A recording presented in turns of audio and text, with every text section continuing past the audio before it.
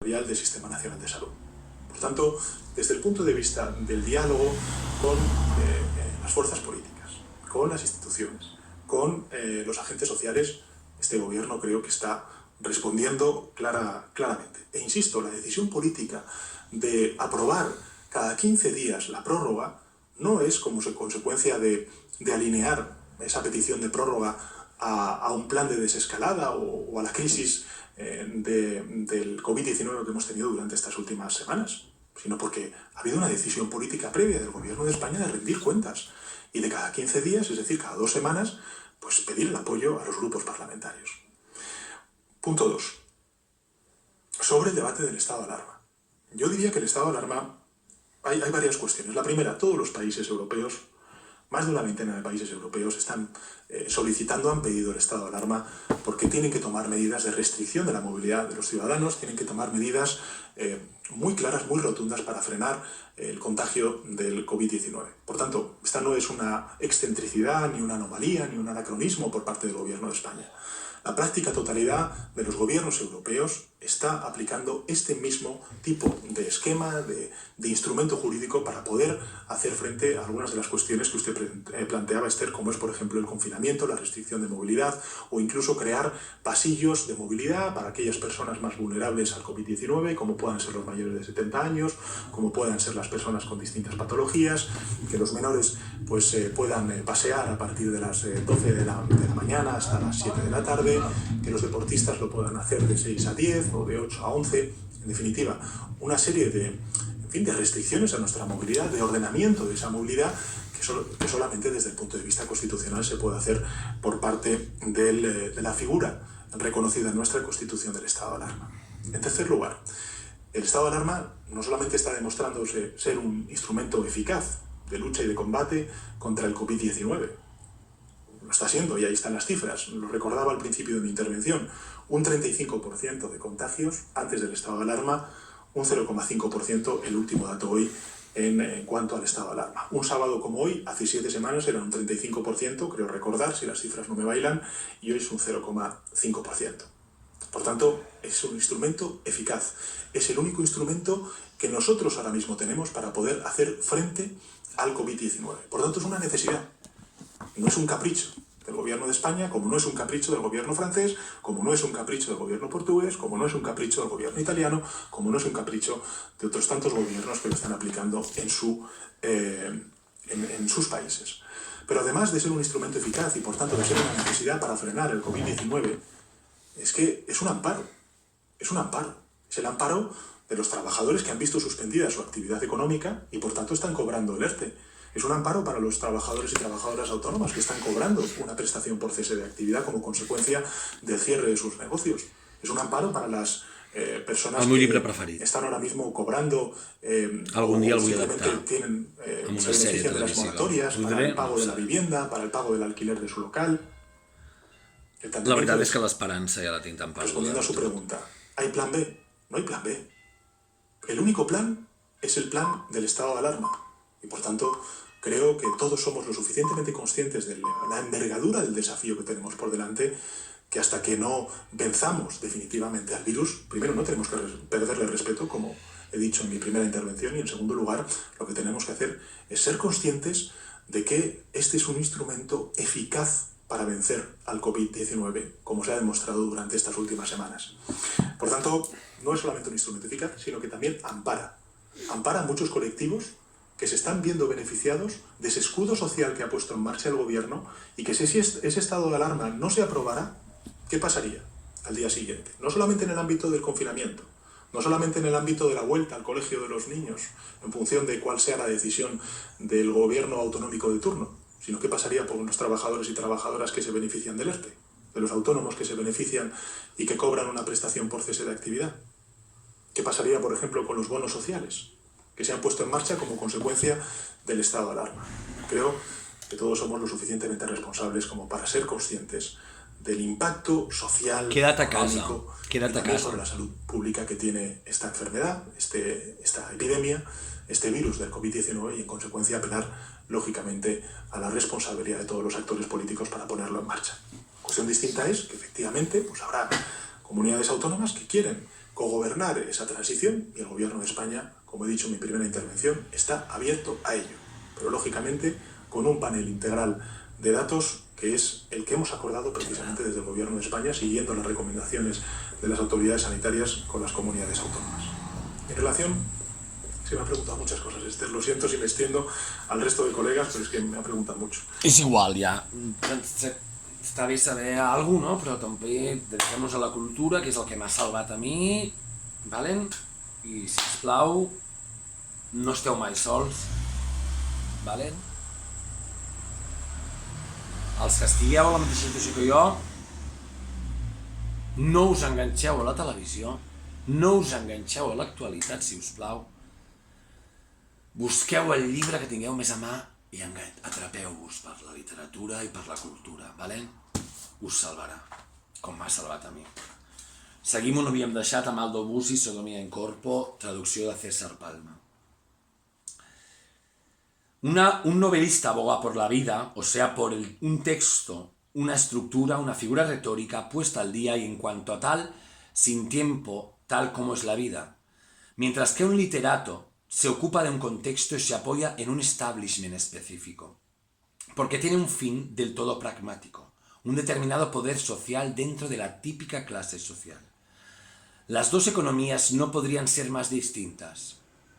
El escritor se sirve del dinero colectivo, el literato siempre del dinero privado, o peor todavía, del público. El novelista no obedece a ningún poder preestablecido y está desprovisto de autocensura en el censurar indiscriminadamente todo poder que llegue a limitar los poderes elementales de la vida. Esto es, algunas convenciones sobre la vivilidad social bajo cualquier bandera y sistema. Todo novelista que acepta incluso indirectamente hacerse cargo de un poder acaba de literato. Si existe un deber moral por excelencia para el novelista, tal es precisamente el de no estar en crisis, mientras que el inevitable derecho de un genérico hombre de letras es el de estarlo permanentemente en la medida en que aspire a la seriedad. Entiendo que pueda estar en crisis un crítico, un historiador, un periodista, un filósofo, un poeta laureado, un científico, un secretario de príncipe. Es más, la crisis les da credibilidad. Todos tienen caras largas, crecen alrededor de ellas y al lugar común de la duda, como si ésta fuera la máscara de una dignidad profunda por cuanto tormentosa, mientras que no lo entiendo en el caso del novelista. No le hace falta. Si lo es, no puede serlo en crisis. El novelista tiene una visión, el hombre de letras, la foto tamaño carné que le pegan en la frente para poder definirse como tal. El novelista forja el sello con el que marcan al hombre de letras sus amos.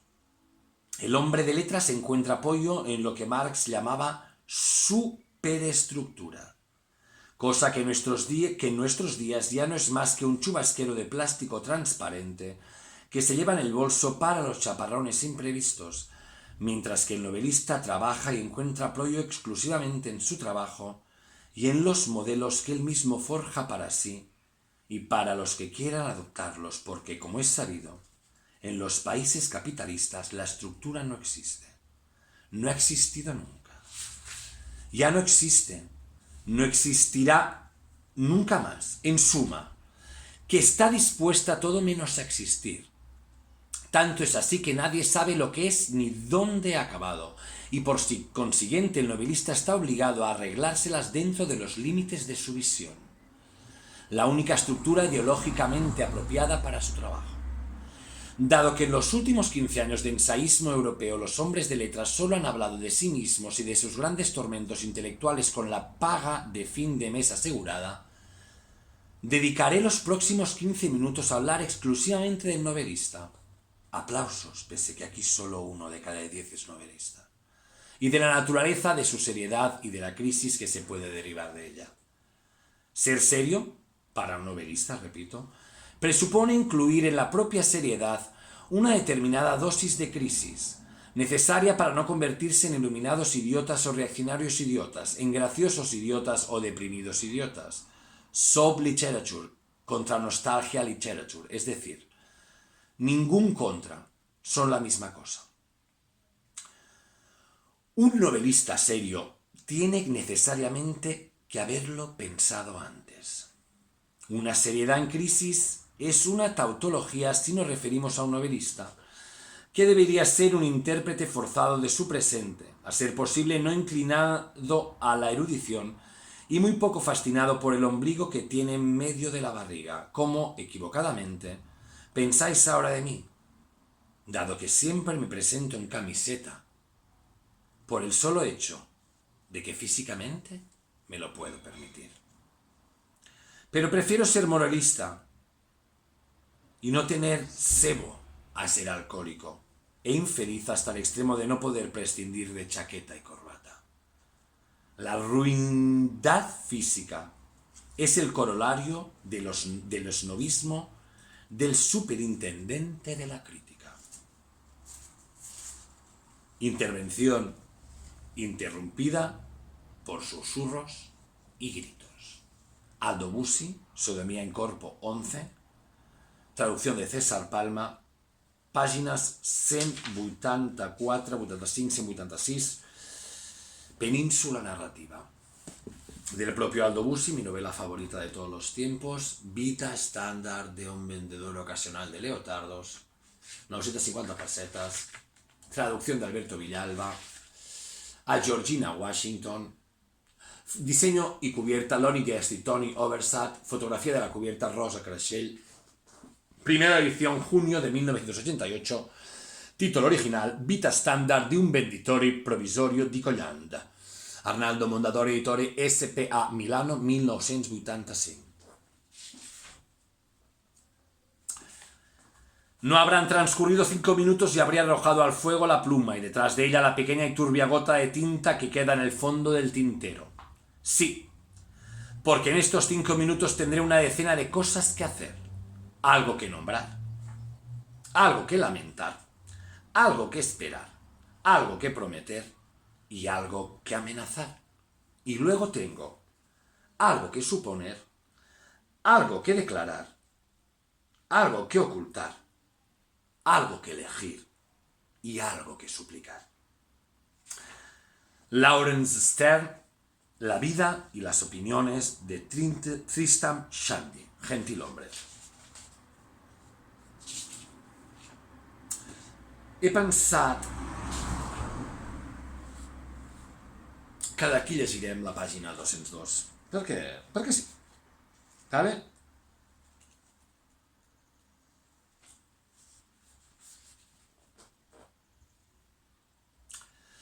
Como mínimo eres como ellos.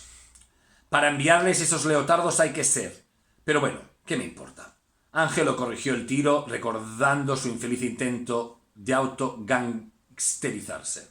Son los piratas de nuestra época. ¿Has visto que 2 hombres había en el furgón? 1 quintal cada uno. Peso más yo, dijo Lometo, y él y el socio estallaron en una risotada. Mientras Ángelo, tranquilizado, sacaba el paquete de cigarrillos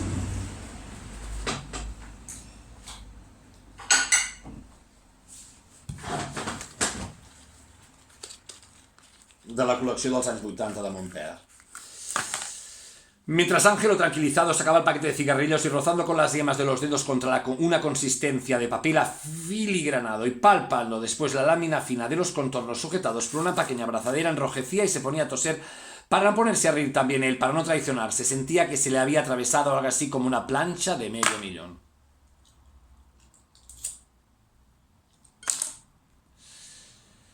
Adorada Belart, bendita Jasmine, madre putativa de una Jasmine Belart.